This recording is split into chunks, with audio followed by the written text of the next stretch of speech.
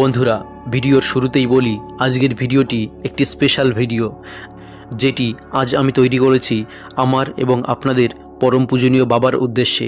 অনেকের বাবা হয়তো এই পৃথিবীতে বর্তমান আছেন, অনেকেই হয়তো এ পৃথিবীর মায়া ত্যাগ করেছেন, কিন্তু আজকের ভিডিওটি ওই সমস্ত বাবাদের উদ্দেশ্যে যারা আমাদের একটু ঘুমের জন্য নিজের নির্ঘুম রাতকে অতিবাহিত করেছেন, দিনের পর দিন, রাতের পর রাত। চলুন প্রথমেই শুনে নিই বাবার সম্পর্কে কিছু উক্তি, এবং তারপরেই থাকবে বাবার সম্পর্কে একটি প্রতীকী গল্প, যেটি শোনার পর আমার বিশ্বাস আপনার বাবার প্রতি ভালোবাসা থাকলে আপনার চোখে জল আসবেই।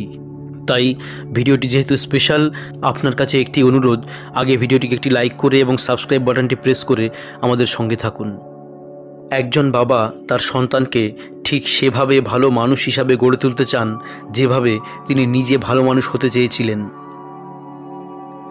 একজন বাবা বটবৃক্ষের ছায়া সমতুল্য, যার অস্তিত্ব আমাদেরকে প্রশান্তির পরশ বুলিয়ে দেয়। বাবা থাকাকালীন সময়ে আমরা সবাই নিশ্চিন্ত হতে পারি, কারণ বাবা একাই পাহাড় সমূহ কঠিন চিন্তাকে নিজের ভেতর ধারণ করে নেয়।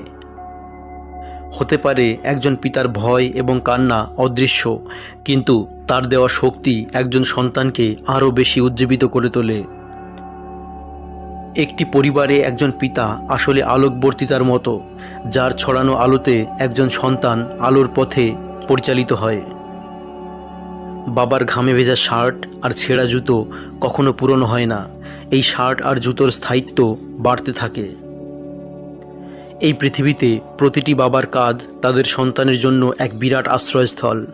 যতদিন এই কাঁধের শক্তি আছে ততদিন তার সন্তান নিরাপদে থাকে। যতই দুঃখ আসুক না কেন, সে দুঃখের ছিটে ফোঁটাও যাতে সন্তানের গায়ে না লাগে, তাতে ঢাল হিসাবে যিনি দাঁড়িয়ে থাকেন তিনি হলেন বাবা। জন্মের পর প্রথম শিক্ষক হচ্ছেন বাবা, যিনি তার সন্তানকে এই পৃথিবীর ব্যাপারে শিক্ষা দিয়ে থাকেন। তাই একজন বাবা 100 শিক্ষকের সমান। যদিও বাবার রাগ আমাদের কাছে অতি শাসন মনে হয়, কিন্তু তবুও তা আমাদের জন্য ভালোবাসা। হয়তো সন্তান হিসাবে আপনি পাল্টে যেতে পারেন, কিন্তু আপনার প্রতি আপনার বাবার ভালোবাসা কখনোই পরিবর্তন হবে না। আপনি হয়তো বাজার থেকে অর্থের বিনিময়ে আনন্দদায়ক জিনিসটি কিনে আনতে পারেন, কিন্তু আপনার বাবার ভালোবাসা কখনোই আনতে পারবেন না। একজন বাবা কখনোই মুখ ফুটে বলবে না যে সে আপনাকে ভালোবাসে, বরং সে তার কাজের মাধ্যমে প্রকাশ করে। এই পৃথিবীতে ধনী গরিব প্রতিটি বাবাই শক্তিধর। একজন বাবা হিসাবে সে তার সন্তানের জন্য শক্তির পরিচয় দেয়। এই বিশ্বের প্রতিটি অসাধারণ মানুষের পিছনে একজন অসাধারণ বাবার পরিচয় লুকিয়ে থাকে, যে কিনা দূর থেকে নীরবে নিজের সন্তানের সফলতার সিঁড়ি গড়ে দিয়েছেন। প্রতিটি পুরুষই হয়তো বাবা হতে পারে, কিন্তু দায়িত্বশীল পুরুষই শুধুমাত্র বিশেষ কেউ হতে পারে। বাবা হলেন সেই বিশেষ ব্যক্তি যে কিনা তার সন্তানের পথ চলায় নিজের হৃদয়ে বিছিয়ে দিয়েছে। একজন বাবাকে তার মেয়ের নিকট ততটাই ব্যক্তিত্বশীল হওয়া উচিত, যা দেখে সে পৃথিবীর অপর সকল ছেলেকে যাচাই করতে পারে। একজন ভালো বাবা শুধুমাত্র একটি পরিবার নয়, বরং একটি প্রজন্মের জন্য উত্তম উদাহরণস্বরূপ। প্রকৃতিতে, পশু পাখি এবং মনুষ্য জাতিতে প্রতিটি বাবাই তার সন্তানের জন্য এক অনন্য ছায়া, যে ছায়ায় তার সন্তান নিশ্চিন্তে জীবন ধারণ করতে পারে। গভীর রাতে সন্তানের আবদার পূরণ করার জন্য নির্ঘুম চোখে বের হয়ে আসেন তিনি হলেন বাবা। যত গভীর রাতই হোক, সন্তানের আবদারের কাছে বাবার কাছে এই রাত তুচ্ছ। বাবারা কখনো ক্লান্ত হয় না, শুধু সন্তানের আবদার রক্ষা করতে না পারলে বাবার হৃদয় আহত হয়। বাবা এমন একজন ব্যক্তি যিনি তার সন্তানের সমস্ত স্বাদ পূরণ করতে গিয়ে নিজের স্বপ্ন বিসর্জন দেন, অথচ বিনিময়ে তিনি কিছুই চান না, শুধু সন্তানের মুখে এক টুকরো হাসি তার সমস্ত কষ্ট দূর করে দেয়। আজকাল লিলির সাথে সম্পর্কটা আমার ভালো যাচ্ছে না। লিলি আমার বিয়ে করা বউ, দেখতে অসম্ভব সুন্দরী, আধুনিকা, স্মার্ট আর অত্যন্ত রুচিশীল এই মেয়েটিকে ভার্সিটি লাইফের প্রথম থেকেই আমি পছন্দ করতাম। আমেরিকা থেকে পিএইচডি করে আসার পর নামকরা এক ভার্সিটিতে আমি লেকচারার হিসাবে জয়েন করি। তার কিছুদিন পরেই লিলির সাথে আমার বিয়ে হয়। এবার লিলির সাথে আমার সম্পর্কের অবনতির কারণটা ক্লিয়ার করছি। আমার বাবার বয়স প্রায় 65 বছর। মা অনেক আগেই মারা গিয়েছেন। আমার বাবা আলঝেইমার্স নামের এক কঠিন রোগে আক্রান্ত।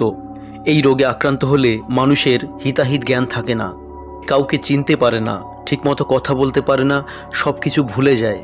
বাবার সেবা যাতে ঠিকমতো হয় এই জন্য আমি এক মহিলা পরিচারিকাকে ঠিক করেছিলাম।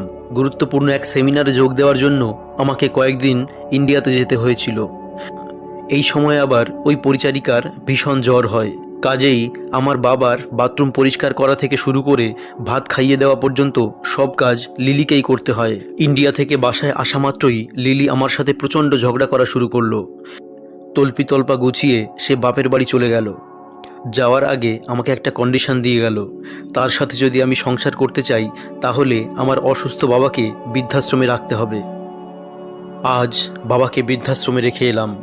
আসার সময় বাবার মুখের দিকে তাকানো মাত্রই আমার বুকের ভেতরটা মোচড় দিয়ে উঠল। মুখ তার থরথর করে কাঁপছে, যেন আমাকে কিছু বলতে চান উনি। চোখ দিয়ে তার অশ্রু বেয়ে বেয়ে পড়ছে। বাড়িতে এসে বাবার রুম পরিষ্কার করা শুরু করলাম। এবার আমার প্ল্যান ওই রুমে আমার পার্সোনাল লাইব্রেরি করব। হঠাৎ বিছানার নিচে ধুলোবালি ভরা বাবার একটা ডায়েরি পেলাম। পরিষ্কার করে পড়তে লাগলাম। সেটাতে লেখা, আজ ভরা পূর্ণিমার চাঁদ উঠেছে। চাঁদের জোছনার মতো আমার সংসার আলোকিত করে আজ আমার ছেলে জন্ম নিয়েছে। আমি জানি আমার এই ছেলেই একদিন তার ভালোবাসার আলোতে আমার জীবনের সব অন্ধকার দূর করবে। 2, আজ আমার ছেলের আকিকা। নাম রেখেছি তার শামসুদ্দিন হেলাল। শামস মানে সূর্য আর হেলাল মানে চাঁদ। আমার ছেলের পৌরসত্ব হবে সূর্যের মতো আর মনটা হবে চাঁদের আলোর মতো। 1100 টাকা দিয়ে তার আকিকার খাসিটা কিনেছি। এর কাছ থেকে 100, ওর কাছ থেকে 200, এইভাবে ধার করে 1100 টাকা যোগ করেছি। ধার করতে আমার ভালো লাগে না, কিন্তু ছেলের জন্য আমি সব করব। 3, আজ আমার মনটা খুব খারাপ। আমার ছেলে আজ আমেরিকায় পড়াশোনা করতে যাবে। আমার গর্বিত হওয়া উচিত ছিল, কিন্তু আমি আজ খুব কষ্টে আছি। ছেলের মুখ না দেখে আমি একদিনও থাকতে পারি না। সামনের দিনগুলো আমি কিভাবে ছেলেকে না দেখে কাটাবো। ডায়েরিটা বন্ধ করলাম। খেয়াল করলাম আমার চোখ দুটো কান্নায় ভারী হয়ে উঠেছে। বাথরুমের দরজা বন্ধ করে কিছুক্ষণ নিঃশব্দে কাঁদলাম। আয়নায় তাকিয়ে দেখি চোখ আমার রক্তবর্ণ হয়ে উঠেছে। সে রক্তবর্ণ চোখ নিয়েই আমি সে রাতে বাবাকে বৃদ্ধাশ্রম থেকে বাড়িতে নিয়ে আসলাম। আমিও পারবো না আমার বাবাকে ছাড়া একদিনও থাকতে। তোমাকে বড় ভালোবাসি বাবা, ক্ষমা করো আমায়।